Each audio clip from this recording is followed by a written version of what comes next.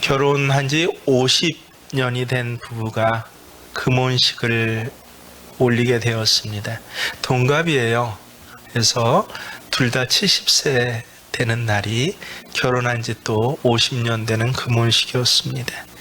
근데 형편이 넉넉하지는 않았습니다. 평생 그랬습니다.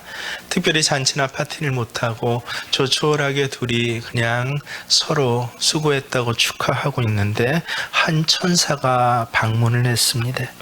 하나님이 당신들을 보고 불쌍히 여기시고 소원을 하나씩 들어주라고 하셔서 내가 왔습니다. 소원 하나씩만 말해보세요 라고 이야기를 했습니다. 할머니가 아주 소박하게 정말 평생 갖고 싶었던 소원을 이야기를 합니다. 천사님, 우리는 가난해서 평생 여행 한번 제대로 다니지 못했습니다. 세계 일주를 힘 있을 때 한번 하고 싶습니다 라고 이야기를 했습니다. 그 얘기를 듣고 천사가 날개를 탁탁 흔들자 세계 일주 패키지 여행권 1년짜리 모든 것들이 다 포함된 여행권 상품권 2장이 나왔습니다. 할아버지는 옆에서 보고 있다가 그 소원이 정말로 이루어지는 것을 보고 눈빛이 반짝 빛납니다. 천사가 가까이 가서 귀에 대고 소곤소곤 자기 소원을 조용히 이야기를 합니다. 천사님, 나는 나보다 30살 적은 여자와 세계 여행 가고 싶습니다. 그 말을 듣고 천사가 또 날개를 살살 흔들자 놀랍게도 이루어졌습니다. 70세 된 할아버지가 100살이 된 것입니다. 그래서 자기보다 30살 적은 할머니와 세계 여행을 가게 되었다라고 하는 것입니다. 소원이 들어져도 그것에 대한 감사를 모르면 그 감사거리가 문제거리로 저주거리로 바뀐다는 교훈을 주는 이야기입니다.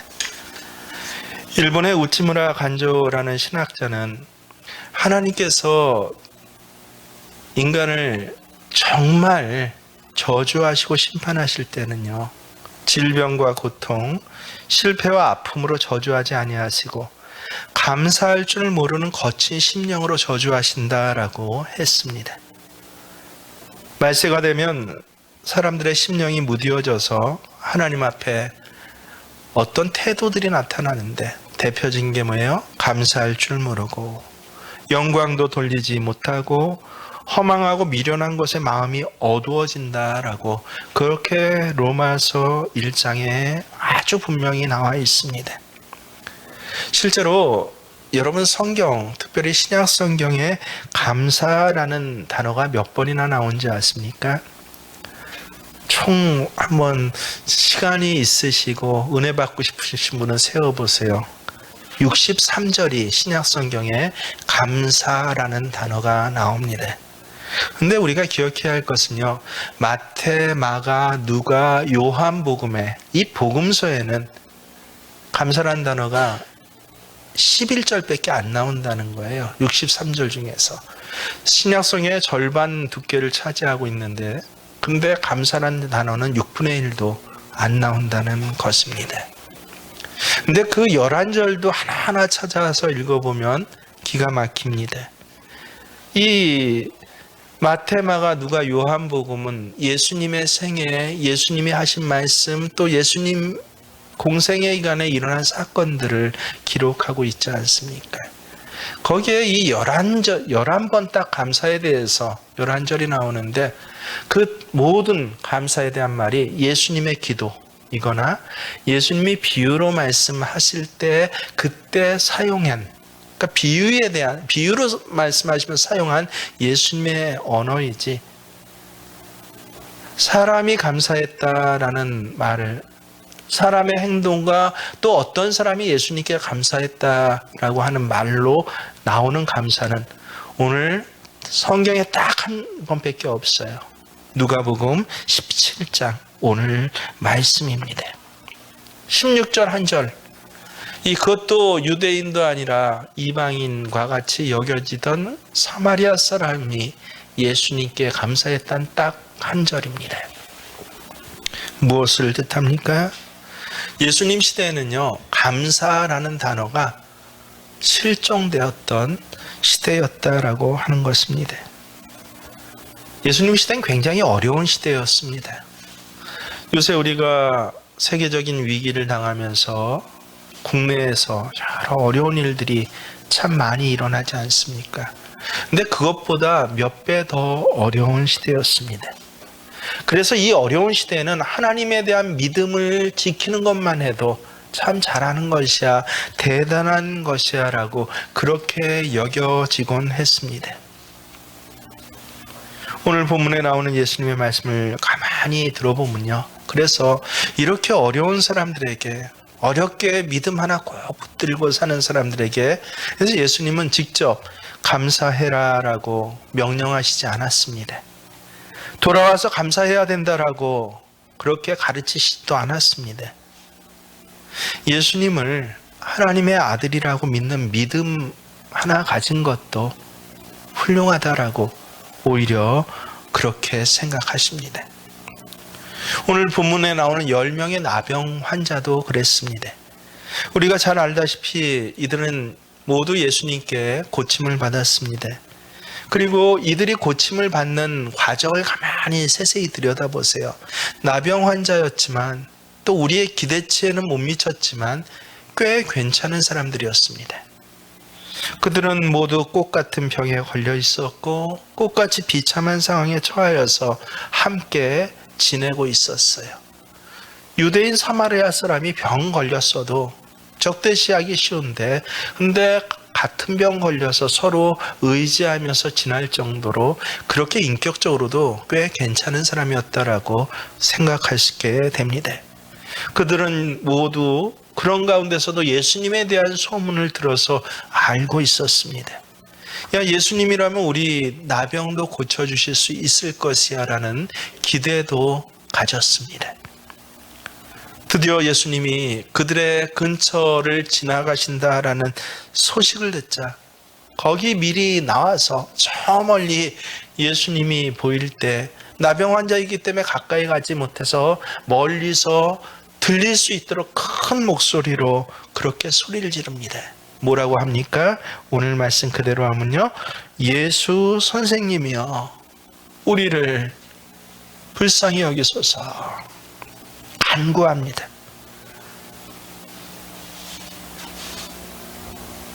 예수님을 박대하고 또 예수님을 시험하고 엿보던 사람들에 비해서 얼마나 괜찮은 사람들입니까? 거기에 칭찬받을 만한 믿음도 있었습니다. 성경을 잘 보시오.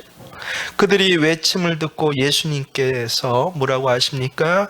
가서 제사장들에게 너희 몸을 보이라 라고 했을 때, 여러분, 가서 제사장에게 너희 몸을 보이라. 그때 그들의 병이 고쳐졌습니까? 안 고쳐졌습니까? 예, 아직 고쳐지지 않았습니다. 14절 하반절을 보세요. 그들이 뭐라고 합니까? 그들이 가다가 깨끗함을 받은지라. 고쳐지지 않는데도 예수님이 가서 내 몸을 보이라 했던 이 말씀을 믿고서 그 병든 몸으로 어떻게 했다는 거예요? 제사장에게 가는 중이었다라고 하는 것입니다. 믿음으로 가는 중이었습니다. 정말 믿음으로 가는 중에 그 병이 나았습니다. 그들은 예수 선생님 우리를 불쌍히 여기소서, 예수님을 부를 때도 여전히 나병 환자입니다. 가서 제사장에게 보이라는 예수님의 말씀을 듣는 그 시간도 여전히 온몸은 고름으로 가득 찬 나병 환자예요.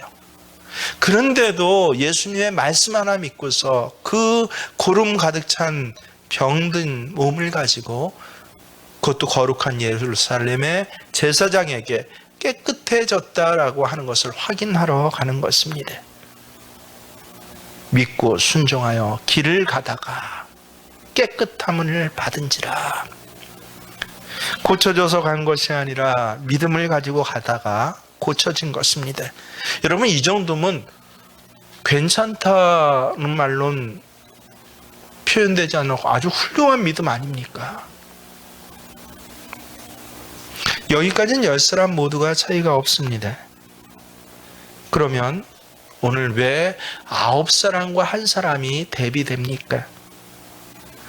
한 사마리아 사람과 나머지 9사람이 달랐던 것은 무슨 차이입니까? 그렇습니다. 단 한 가지, 감사입니다. 15절 16절 말씀 우리가 함께 정독합니다. 그 중에 한 사람이 자기가 낳은 것을 보고 큰 소리로 하나님께 영광을 돌리며 돌아와 예수의 발 아래 엎드려 감사하니 그는 사마리아 사람이라. 사마리아 사람은 정말 자기의 믿음대로 가는 중에 몸이 고쳐진 것을 발견하자 제일 먼저 그가 한 일은 가던 길을 돌아와서 하나님께 영광을 돌리면서 예수님의 발 앞에 엎드려 감사를 드린 것입니다. 이렇게 발 앞에 돌아와서 감사드리는 이 사람에게 예수님 다시 말씀하십니다. 19절에 뭐라고 하십니까? 그에게 이르시되 일어나 가라. 내 믿음이 너를 구원하였느니라 하시더라. 내 믿음이 너를 구원하였다. 우린 흔히 병 고쳐지는 것을 구원이라고 알고 있습니다. 하지만 오늘 예수님 말씀을 가만히 보세요. 병 고쳐지는 것은 병 고쳐지는 것이에요. 근데 구원은 또 다른 구원이 있더라라고 하는 것입니다. 간혹 기적과 같이 몸이 고쳐진 일은 오늘날에도 이루어지고 있습니다.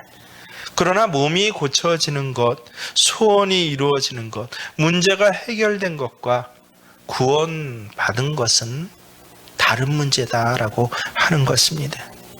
그럼 도대체 여기서 예수님 말씀하신 구원이란 무엇입니까? 그들은 병 고쳐지길 원했고 그것도 아주 저주의 질병이라고 하는 이 나병에서 고쳐진 것, 그래서 깨끗한 몸이 된 것, 이것이야말로 구원 아닙니까? 아니라는 것이에요. 예수님은 고쳐진 것과 구원은 차이가 있다라고 하는 것입니다. 실제로 그들 10사람 모두 가는 길에서 자기 몸이 깨끗하게 치유된 것을 보았습니다. 나병으로 인해 뭉그러지고 오염되고 뭐 제대로 먹었겠습니까? 영양실조로 피부는 볼품 없었고 진물이 진득진득한 그곳에 놀랍게도 새살이 돋고 잃어버렸던 손끝의 감각이 돌아오고 멈춰졌던 피가 순환되고 있음을 느낄 수 있었습니다. 그들은 분명히 보았어요. 내 몸이 깨끗해졌다. 예수님 말씀하신 대로 자신의 몸이 깨끗해짐을 보고 알았습니다. 아마 함께 가던 중이었으니까 그 자리에서 모두 기뻐 소리 지르고 부둥켜 안고 눈물을 흘렸을 것입니다. 야, 우리가 이런 날을 살 수 있다니요. 세상에 너무도 꿈과 같습니다. 라고. 드디어 수년간 헤어져 살던 가족에게로 돌아갈 수 있겠구나. 내가 좋아하던 그 일들도 할 수 있겠구나. 난 빵 만드는 걸 좋아했어요. 나는 양치는 걸 좋아했어요. 라고. 나는 율법학교에 가서 정말 이제는 하나님의 거룩한 율법을 배우고 살래요. 라고. 이러한 꿈들도 한마디씩 나누었을 수도 있습니다.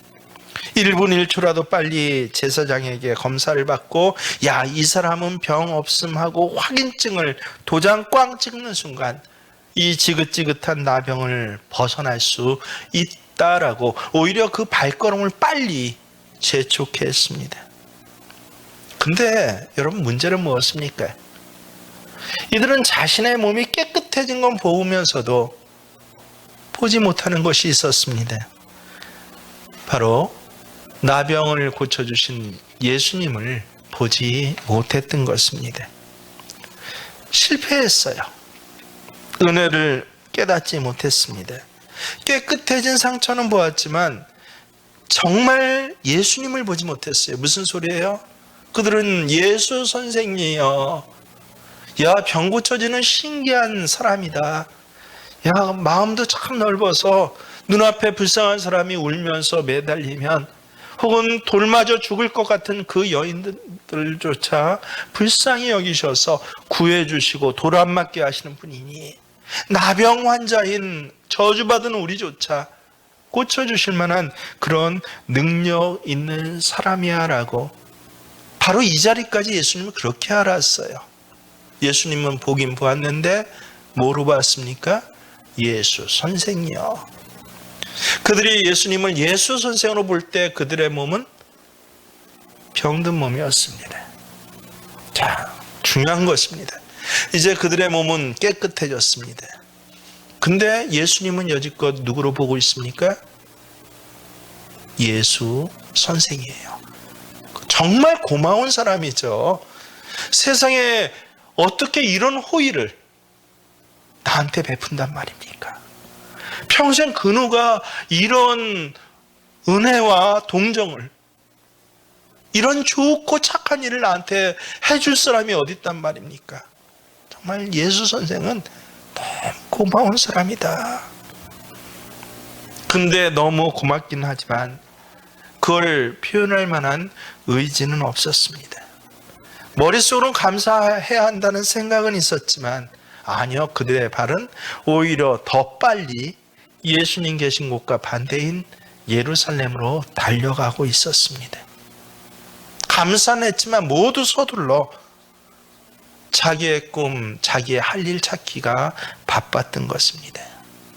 그런데 한 사람만은 달랐다는 것이에요.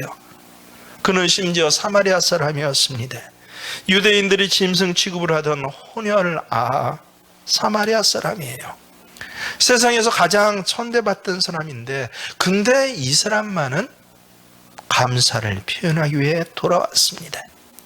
다른 이들은 모두 치유를 받고선 바로 자기들의 현실에서 나 이제부터는 앞으로 어떻게 살지라고 살 궁리만 하고 떠났는데 말입니다. 바로 이것이 오늘 메시지의 초점입니다. 오직 한 사람만 감사를 표하러 돌아왔습니다. 여러분, 그러면 왜 그는 돌아왔을까요? 왜 인생의 방향을 돌려서 예수님께로 돌아왔을까요? 오늘 본문에 나와 있어요. 자신이 깨끗해진 몸을 보면서 야, 이 몸으로 앞으로는 뭐하고 살 거야 라고 한 것이 아니라 자신의 깨끗해진 몸을 보면서 뭐 했다고 합니까? 하나님께 영광을 돌렸다는 것이에요. 하나님이 이 일을 하셨구나. 깨끗해진 상처를 보면서 야, 예수가 예수 선생이 아니라 하나님의 아들이시고 구세주시구나. 예수님이 보였다는 것이에요. 여러분, 예수님은 오늘 이 사람에게 구원받았다라고 말씀하십니다. 여러분, 구원이 무엇입니까? 우리가 아는 구원 알죠? 궁극적으로 예수 믿고 영생의 복을 얻는 것이 구원입니다. 그런데 실질적으로는 여러분이 누리는 구원은 무엇입니까? 예수님을 알게 되고 예수님을 보게 되고 예수님을 나의 주인으로 모시는 것입니다. 예수님을 영접하고 하나님의 자녀가 되는 것을 말합니다. 그러니까 구원은 다른 것 아니에요. 예수님 보고 예수님 믿고 예수님 만나고 예수님과 함께 사는 것이에요. 그것이 오늘날 이 땅에서 이루어지는 구원의 내용인 것입니다. 같은 기적을 경험하고 같은 은혜를 받았으면서 오직 한 사람, 이 감사한 사람만이 구원을 받았다라고 예수님이 확증해 주십니다. 참으로 신비로운 것은요, 오늘 본문에 이 사람이 예수님 앞에 엎드렸을 때 예전에 개역본에서는 뭐라고 나왔는지 기억하십니까?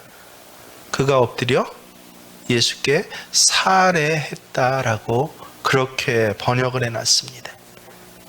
우리가 요새 읽은 개정개역에는 뭐라고 나옵니까? 그가 예수 앞에 엎드려 뭐 했다고요? 감사했다라고, 그렇게 살해했다를 감사했다라고 다시 번역을 했습니다. 왜 그렇습니까? 참 신비로운 것은 우리가 계속 감사의 말들을 배우고 있지 않습니까? 여러분, 감사라는 헬라어 단어가 뭐라고 했습니까? 지난 시간에 유카리스티아, 무슨 감사예요? 카리스 감사가 아니라 무슨 감사예요? 깊게 생각해서 하나님 앞에 드리는 감사. 그게 유카리스티아라고 배우지 않았습니까? 놀랍게 오늘 이 사람이 한 감사를 헬라어로 원어 성경으로 보면 유카리스티아의 그 동사형에 유카리스토로 나와 있어요. 유카리스티아. 그래서 유카리스티아는 뭐예요? 깊게 생각하고 감정으로 감사하는 게 아니라 눈에 본 것 갖고 감사하는 게 아니라 깊게 생각하고 내 상처 보고 감사하는 게 아니라 이 상처가 바로 고치신 분이 하나님이시다라고 깊게 생각하고 감사해서 그래서 유카리스티아라는 말을 썼는데요. 여러분 오늘 하나 더 배우십니다. 유카리스티아 이거의 감사란 말인데 이 유카리스티아에서 또 우리가 너무도 우리 교회에서 중요한 한 단어가 파생되었습니다. 오늘 추수감사절입니다. 우리가 성찬식을 행합니다. 성찬식이 헬라어로 뭐예요? 유카리스트. 깜짝 놀랐죠? 성찬식 감사 전혀 별개인 줄 알았는데 여러분 깊게 생각하는 유카리스티아라는 감사란 단어에서 성찬식, 유카리스트가 파생되었다는 거예요. 예수님이 성찬식을 제정하셨습니다. 그 이전에 없었습니다. 예수님이 이 거룩의 성찬식을 제정할 때 무엇으로부터 성찬의 내용을 그렇게 가져오신 것입니까? 감사, 유카리스티아. 이것이 유카리스트 성찬식이 되었다라고 하는 것입니다. 성찬식은 무엇입니까? 보이는 떡과 포도주를 통해서 보이지 않는 예수님을 보는 것이 성찬식 아닙니까? 떡과 포도주는 본래 예수님의 살도 아니고 피도 아니에요. 하지만 성찬식에서 우리가 감사함으로 이것이 예수님의 피입니다, 예수님의 살입니다 라고 할 때 그 보이지 않던 예수님이 실제 내 안에 들어와서 임재하시고 예수님을 내가 보게 되고 예수님과 성찬 이후는 살아가게 되는 것 아닙니까? 그게 유카리스트 성찬식이에요. 예수님께서 이 성찬식을 제정하시면서 다른 단어에서 이 신비롭고 놀라운 예수님과의 연합을 가져오시지 않았어요. 무슨 단어에서 따오셔서 만드셨다고요? 감사. 바로 오늘 사마리아 사람 다 그냥 자기 볼 일 갔는데 오로지 한 사람 자기 낳은 이 피부를 보고 이것은 하나님이 하신 것이야 깊게 생각하고 그 하나님의 아들께 경배하러 돌아와서 엎드려서 감사한 이 한 사람을 보고 이 성찬식을 이라는 말을 그렇게 제정하신 것입니다. 우리가 감사를 하기도 전에 하나님은 하나님이세요. 예수님은 예수님이십니다. 하지만 우리가 감사할 땐 보이지 않았던 하나님께서 실제가 되신다는 거예요. 우리 안에. 그저 예수 선생이 이제 내 인생의 구세주가 되신다는 것입니다. 그랬기에 너는 구원받았다라고, 너는 치료받았다가 아니에요. 치료를 넘어서 너는 구원받았어. 내가 네 인생의 주인이 되줄게 라고 예수님 이 한 사람에게 말씀하고 계십니다. 여러분 우리에게도 마찬가지입니다. 우리도 수많은 축복과 기적의 사건 이 가운데서 없는 사람이 어디 있습니까? 우리에게도 예수님 때문에 병이 고쳐지고 예수님 때문에 문제가 해결되고 예수님 때문에 소원하던 것 얻은 분 여기 많지 않습니까? 실제로 저도 예수님 때문에 죽을 병에서 살아났습니다.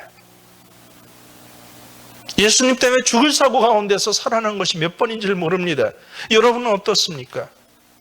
뭐 굳이 죽고 사고 하는 문제에 떠나서 그렇게 핍절했던 사람이 좀 먹고 살만 하지 않았습니까? 그렇게 가난하고 그렇게 어렵던 마음의 상처들이 예수님 때문에 고치고 치유받지 않았습니까? 하지만 그것이 정말 은혜가 되기 위해서는요, 예수님이 나의 구세주가 되셔서 나와 함께 하시고 그 기적을 통하여서 실제로 나의 주인이 되기 위해서는 뭐가 있어야 된다는 거예요? 감사가 있어야 된다는 것입니다. 은혜 받는 거 중요하죠. 귀합니다. 복을 받는 건 우리가 간절히 원합니다. 근데 더 중요한 게 뭐예요? 그냥 복 받고 끝났다라고 한다면, 예수 그 사람 참 좋은 분이었어, 내 병 고쳐줬어, 그저 그렇게 끝났다라고 한다면 그 은혜는 추억입니다. 아무 현재의 삶에 영향을 끼치지 못해요. 여러분, 은혜는 더 중요한 것이 뭔지 아세요? 어떻게 간직하고 어떻게 확장해 가는가입니다. 돈을 버는 것 중요한 일이 아니라 번 돈을 어떻게 사용하냐가 중요한 것처럼, 은혜 받는 것, 복 받는 게 중요한 게 아니라 이 받은 복으로 인해서 내 삶이 어떻게 되는가가, 그것이 더 중요한 것입니다. 그래서 축복 이후, 이게 신앙인에게는 가장 중요한 과제예요. 아니면 하나님께서 나를 데려가셨습니다. 예수 내가 그 깨끗하게 그렇게 믿던 그 순간에 온갖 죄를 다 쏟아내면서 정말 세상에서 가장 순전한 마음으로, 예수님 난 죄인이에요, 예수님께서 내 구세주이십니다라고 고백하는 그 순간에 하나님께서 나를 데려가셨을 거예요. 저는 실제로 그거를 원하고 있습니다. 근데 남겨두셨어요. 그래서 나에게 가장 중요한 사건은 무엇입니까? 오늘 내 삶의 자리에서, 내 인생에서 예수가 나의 주인이 되는 것이에요. 더 나아가 예수가 내 가정의 주인이 되는 것입니다. 더 나아가 예수가 내 자녀들의 주인이 되는 것입니다. 축복 그 이후. 그래서 신앙인들에게 이게 가장 중요한 과제예요. 받은 축복은요, 감사가 따르고 지속될 때만 온전한 축복, 큰 축복이 되는 것이지, 그렇지 않으면 과거의 하나의 이벤트입니다. 예전에 한 2, 3년 동안 이 젊은 층에서 복고풍이 굉장히 유행했던 때가 있습니다. 제가 서울에 있었을 때니까 정확히 한 15, 16년 전쯤 될 겁니다. 그때 한 2, 3년 동안 복고층이 유행해서, 그래서 메이커를 가지는 나이키 이런 거 굉장히 좋아했고 자랑했는데요. 그 당시에 명품이 별로 없으니까 이른바 메이커 옷을 좋아했죠. 근데 요 잠깐의 기간 동안에 예전엔 촌스럽다고 여겨지던 손으로 짠 조끼나 목도리가 굉장히 인기를 끌던 때가 있었어요. 돈 몇 푼 주고 산 옷보다 사랑하는 사람이 자기를 위해서 몇 날 며칠을 수고하고, 그래서 여러분, 조끼 하나 뜰려면 며칠 걸립니까? 저희 어머니 참 잘 뜨셨는데도 가게 일하시면서 뜨니까 일주일 걸립니다. 여러분도 떠보신 분 계시죠? 내 어머니가 자식을 떠주는 것도 굉장히 힘든데, 애인으로 사귀는 관계에서 대개 여자가 남자를 떠주지 않습니까? 자기 일하고 공부하면서 그걸 뜰려면, 그것도 미숙한 솜씨로 그걸 뜰려면 정말 얼마나 대단한 사랑이 그 안에 있는 것입니까? 그래서 누군가, 어느 이 남자 청년들이 손으로 짠 조끼나 목도리를 두르고 다니면 옆에 있는 청년들이 굉장히 부러워합니다.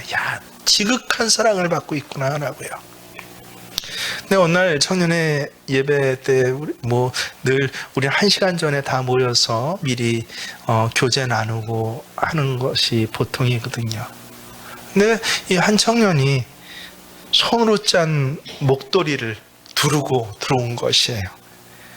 사귀고 있던 여자친구가 짜준 것입니다. 그 사정을 잘 알고 있었던 주변의 청년들이 와 하면서 환호성을 지면서 손 짠 거네 하면서 막 박수를 까지 쳐주는 것입니다. 부러워했어요. 근데 예배가 이제 끝나고 밖에서 이제 제가 청년들하고 인사를 하는데 몇몇 청년들이 나오질 않는 것이에요. 밖에 기다리다가 안으로 들어가 봤습니다. 들어가 봤더니 아까 그 손으로 짠 목도리를 받은 청년 주위를 몇몇 청년들이 아주 웅성거리면서 당황스럽게 둘러싸고 있었습니다. 무슨 일인가 하고 가까이 가보았더니 이 털실 목도리가 반 정도로 풀어져 가지고 반은 그냥 실뭉치가 되고 반쪽에는 계속 풀리는 털실 그 목도리 쪼가리를 안고 어쩔 줄을 몰라 하는 것입니다. 이 청년 거의 울 것 같은 표정으로 그러고 있으니 제가 속으로 참 놀라면서도 저는 웃었는데 웃지를 못하고 있는 것이에요. 아마 그 짜준 여자친구가 목도리를 짜면서 미숙해가지고 마지막 매듭이 실하지 않았던 것이 분명합니다. 매듭 마지막 그 한 끝이 의자에 걸렸는데 급하게 나오려고 나오다 보니까 자기도 모르게 어떻게 된 거예요? 실실 목도리가 풀려져서 걸어 나온 길이만큼 풀어지고 이게 뭐야 하면서 잡으니까 처음으로 옛날 뭐 한 50세 지금 이상 되신 분들은 그 조끼나 목도리 입어 보셨잖아요. 그래서 하나만 풀리면 쫙 풀린 거 알잖아요. 네, 이 청년들은 그걸 모르는 거예요. 그러니 잡아 틀수록 어떻게 돼요? 풀어지고 해갖고 나중엔 한쪽은 반쪽짜리 목도리, 한쪽은 털실 뭉텅이로 안고 거의 울고 있는 것이에요. 여러분, 감사는요, 축복을 완성합니다. 감사는 은혜를 완성합니다. 감사는요, 축복을 매듭 짓는 것입니다. 매듭이 없는 털실은요, 쉽게 풀어집니다. 나중에는 목도리였는지 털실 꾸러미인지를 구분이 안 가요. 매듭이 풀어지면 그렇게 됩니다. 아무리 받은 축복이 대단해도 감사가 없으면 시간 지나면 어떻게 돼요? 풀어져요. 그거 실제로 인정하실 분 여기 많이 계시지 않나요? 매듭이 없었더니 풀어지더라. 축복을 받은 듯 안 받은 듯. 지금 삶의 내용도 은혜가 있는 듯 없는 듯. 예배 시간에 시계 들여다보면서 오늘 설교는 왜 이렇게 긴가 만가, 오늘은 왜 재밌는 얘기 하나 정도 중간에 놓는가 안 놓는가. 예배는 드려요. 대단한 믿음의 성과도 있었어요. 우리 교회에 나오시는 분들 중이라면 그렇지 않습니까? 남들이 보면 기적과 같은 일들을 경험했습니다. 근데 왜 다 풀어졌나요? 감사가 그것을 결정하는 것입니다. 그래서 꼭 기억하십시오. 내가 받은 축복은요, 감사하기 전에는 축복 아니에요. 더 기억하십시오. 내가 받은 축복 위에 감사할 때 하나님께서는 이제 축복의 사건을 내게 주시는 것이 아니라 나를 복된 사람으로 만들어 주십니다. 내 인생을 복된 인생으로 만들어 주십니다. 병 고치고 몸이 깨끗해졌을 뿐만 아니라 그 영혼은 영적으로 구원받은 사람이 되어서 이제는 하나님 자녀로, 하나님 사람으로 살게 하십니다. 오늘 본문에도 그랬습니다. 실제로 똑같이 고침받고 똑같이 복받고 똑같이 기적의 치유가 있었지만 감사를 몰랐던 나머지 9 환자는요, 좋기야 좋겠죠. 새로운 인생이 그 앞에 기다리겠죠. 하지만 받은 기적을 완성하지 못했습니다. 기적 이후에 더 놀라운 축복을 그들은 경험하지 못할 것입니다. 오늘 예수님 물으십니다. 나머지 9은 어디 있느냐? 누구에게 하신 말씀일까요? 2000년 동안 신학자들이 이 문제 갖고 논문 쓴 사람도 많이 있습니다. 9은 뭘 했을까? 어떤 사람은 소설을 쓰기도 했습니다. 저도 나머지 9이 어딘지 굉장히 궁금해서 많이 찾아보았습니다. 그런데 그 9이 2000년 전 예수님께 나병 고침을 받은 9명의 유대인을 말하는 것일까요? 저도 그런 줄 알았어요. 그런데 어느 날 성령께서 알려주십니다. 그게 바로 너야 라고요. 그 나머지 9이 여러분 아닙니까?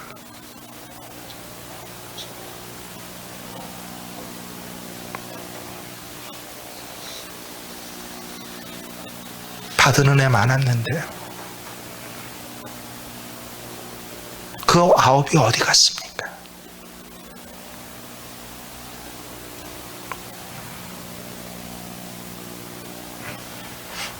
받은 복은 주 앞에 엎드려 감사할 때 그 복이 충만케 되고 은혜는 완성됩니다.